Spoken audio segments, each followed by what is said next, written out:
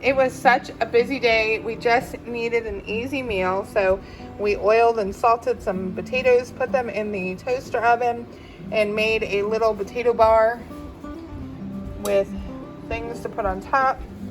And then we have some watermelon. There is, a piece missing. Tonight we made up some little meatloaf cupcakes with mashed potatoes on top, green beans, and a salad with that homemade honey mustard dressing. So for breakfast tonight, we tried out a slow cooker French toast recipe. We'll link that below. It came out really good. We haven't tasted it yet, but it looks delicious. And I put some maple syrup on mine, along with some scrambled eggs and a piece of turkey bacon. Tonight's dinner is burritos. We were gonna have Mexican rice on the side, but so many people wanted rice right in their burritos, so we just left it like that. Here's mine before putting it together, and then I convinced my husband to roll it for me because he is so much better at it.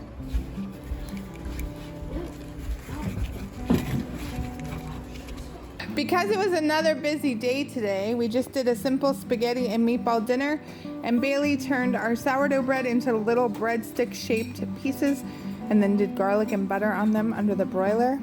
So delicious.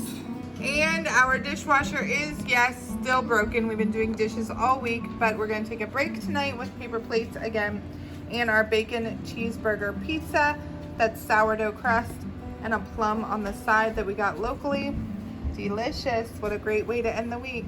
Tonight we are having hamburgers on sourdough buns, some sauteed potatoes from our garden, and a salad. Tomorrow we are trying quail soup. We had some quail to butcher, and so we did that, and we're just gonna try it out, making a broth and some soup out of it since there won't be enough meat for a full meal, and we'll put some sourdough bread on the side. Let's see how that turns out.